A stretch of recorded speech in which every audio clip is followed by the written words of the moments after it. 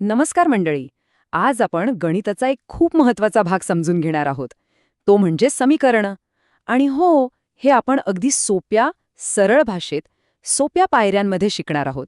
चला सुरू करूया. ओके, तर सुरुवातीलाच बघा हे समीकरण पाहिल्यावर मनात काय येतं? अरे बापरे, हे किती अवघड दिसतंय.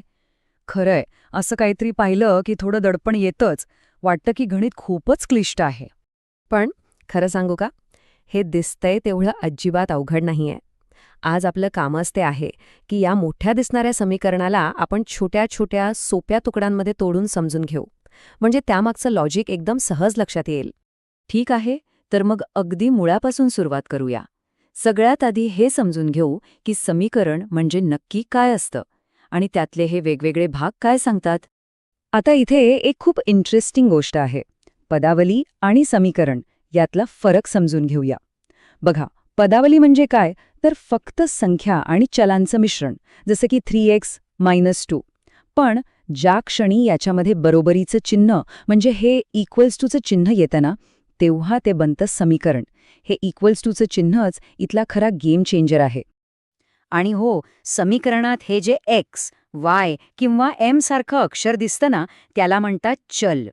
सोप्या भाषेत सांगायचं तर हे एका रहस्यासारखं आहे, एका पझलच्या तुकड्यासारखं आहे, ज्याची किंमत आपल्याला शोधून काढायची आहे.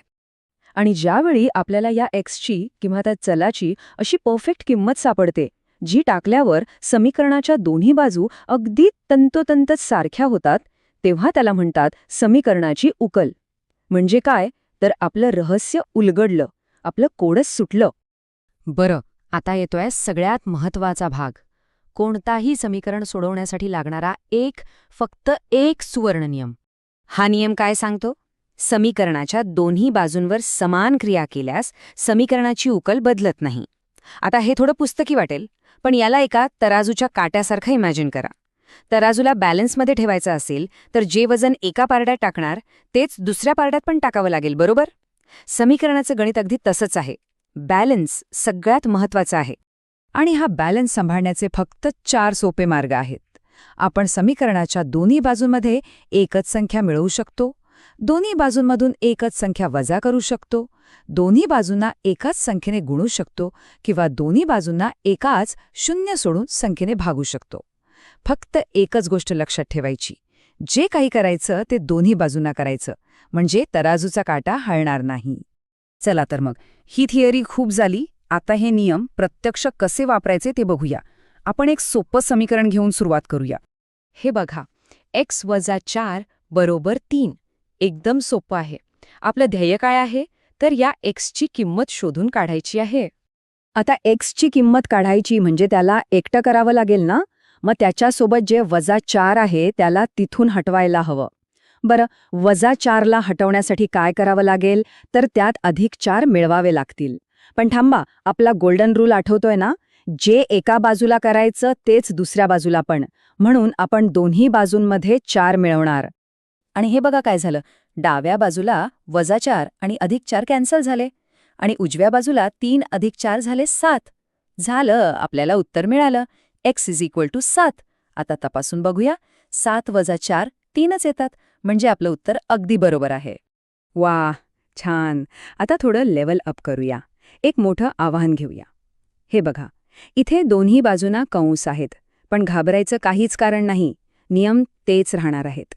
तर सगळ्यात पहिली पायरी, हे कंस काढून टाकूया. म्हणजे काय, तर 5ने x - 3ला गुणायचं आणि 3ने x + 2ला गुणायचं.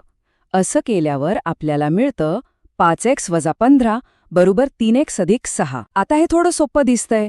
पुढची स्टेप, आता एक्सवाल्या सगळ्या टर्म्सना एका बाजूला आणूया आणि संख्यांना दुसऱ्या बाजूला. त्यासाठी आपण दोन्ही बाजूंमधून 3x वजा करूया. असं केल्याने उजव्या बाजूचा 3x निघून जाईल आणि आपल्याला मिळेल 2x - 15 = 6. आता डाव्या बाजूला 2x सोबत हे -15 नकोय आपल्याला. मग काय करणार? बरोबर, दोन्ही बाजूंमध्ये 15 मिळवणार. त्यामुळे डाव्या बाजूला फक्त 2x उरेल आणि उजव्या बाजूला होईल 21. आणि आता आली शेवटची पायरी. आपल्याला 2x नाही तर फक्त एका एक्सची किंमत हवी आहे. म्हणून आपण दोन्ही बाजूंना 2ने भागणार. आणि आपल्याला आपलं फायनल उत्तर मिळालं. x बरोबर 21/2. पाहिलं, समीकरण कितीही मोठं असलं तरी नियम बदलत नाहीत. वा, समीकरणं कशी सोडवायची हे तर आता आपल्याला कळालं. पण प्रश्न हा आहे की या एक्स आणि वायचा आपल्या रोजच्या आयुष्यात काय उपयोग, बरोबर? चला, तेच बघूया. आता हे एक प्रॅक्टिकल उदाहरण बघा. क्रिकेट तर सगळ्यांनाच आवडतं. समजा एका खेळाडूने पहिल्या मॅचमध्ये 180 रन्स केले आणि दुसऱ्या मॅचमध्ये 257. आता त्याला तिसऱ्या मॅचमध्ये किती रन्स करावे लागतील म्हणजे त्याची 3 मॅचची सरासरी 230 होईल?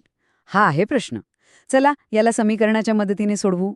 इथेच समीकरणाची खरी गंमत आहे. बघा, आपण या मोठ्या प्रश्नाला एका छोट्याशा गणिती भाषेत मांडू शकतो. आपण असं मानूया की तिसऱ्या मॅचमधले रन्स आहेत x. आता सरासरी कशी काढतात?